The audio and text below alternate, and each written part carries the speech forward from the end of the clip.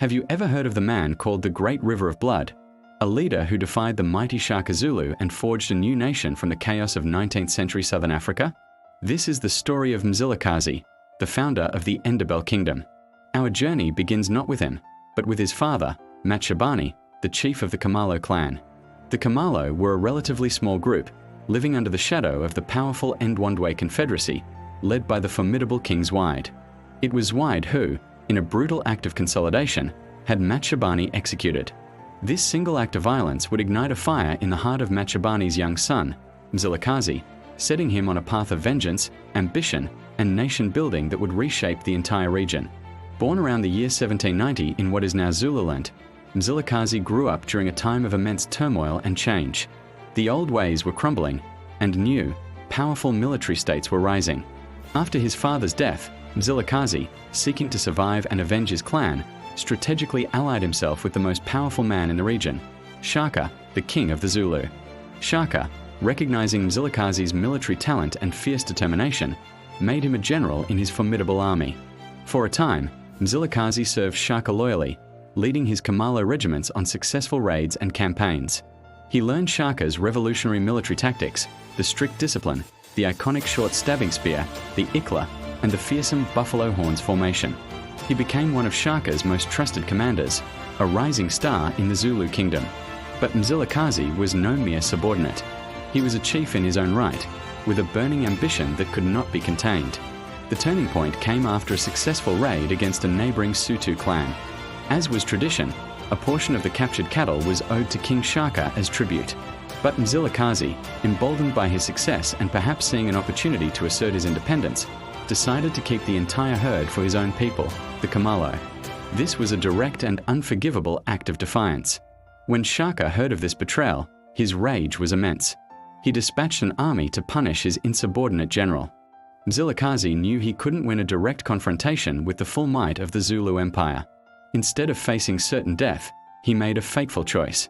Gathering his followers, a few hundred warriors and their families, he fled north, away from Shaka's wrath.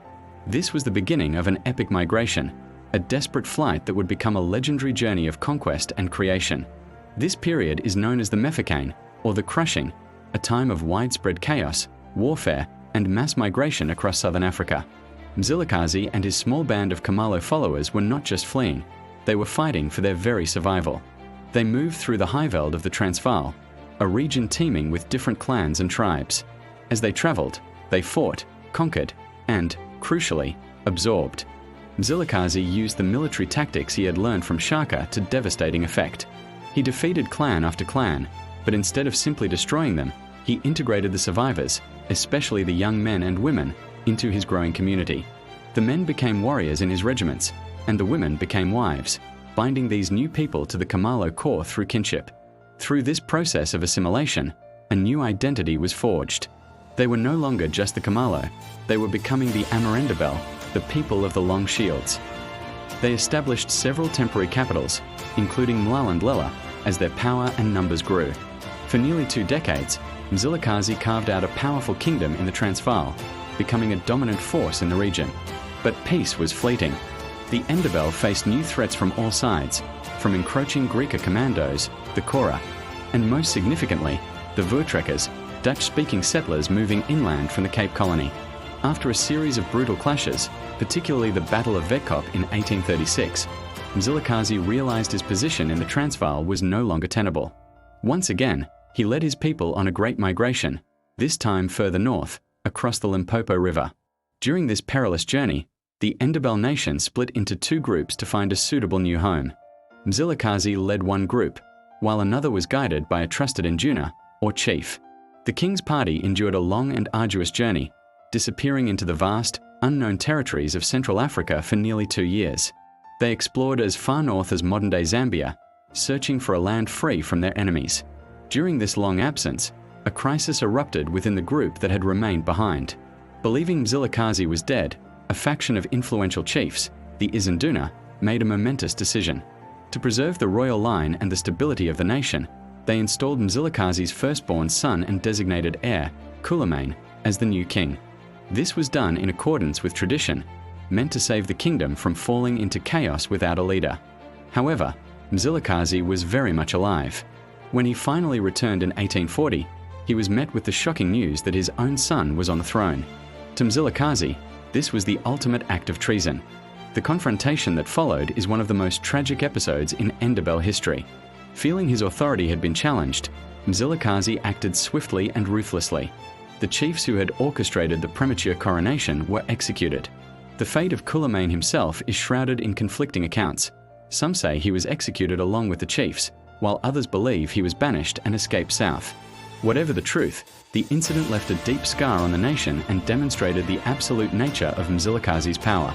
Amidst this turmoil stood Magwegwe Fuyan, a figure of unwavering loyalty who would rise to become the Indanankulu, the Prime Minister. Magwegwe's wisdom and steadfast service were crucial in helping to stabilize the kingdom after this internal crisis. He would go on to serve Mzilikazi for the rest of his reign and later become an indispensable advisor to his successor, Lobengula, bridging two eras of Ndebele history. Having re-established his absolute authority, Mzilikazi led his unified people to their final destination, the high plateau of what is now southwestern Zimbabwe. This land, which came to be known as Matabele land, was fertile, well-watered, and strategically defensible. Here, the Ndebele kingdom reached its zenith. Mzilikazi established his new capital, which he named Keo Bulawayo, meaning the place of he who is persecuted, a name reflecting his long and difficult journey. From this center of power, he ruled over a vast and highly organized military state. The nation was structured around a series of regimental towns, each a powerful military and economic unit. For nearly 30 years, Mzilikazi reigned over Matabele land, a respected and feared monarch. He had outlived Shaka, outmaneuvered the Voortrekkers, and built a powerful, enduring nation hundreds of miles from his original home.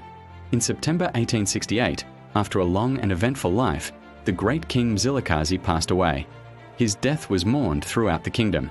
In a grand and solemn ceremony, his body was placed in a cave at a hill called Ntumbane in the Matobo Hills, his wagon and personal belongings sealed with him for his journey into the afterlife. The legacy of Mzilikazi KM at Shabani is immense and complex. To his enemies, he was a ruthless conqueror. But to the Ndebele people, he is the revered founding father, the Moses of his nation who led them out of peril and into a promised land. His personal story is a testament to incredible resilience, strategic genius, and unyielding ambition. He began as a minor chief under the thumb of powerful kings and ended his life as the absolute monarch of a formidable kingdom of his own making. The Great River of Blood was not just a force of destruction, but also a powerful current of creation, carrying with it the seeds of a new people and a new identity that endures to this day. Thank you so much for watching. If you found this story as fascinating as I do, please hit that like button, subscribe to the channel, and ring the bell so you don't miss our next journey into history. See you next time.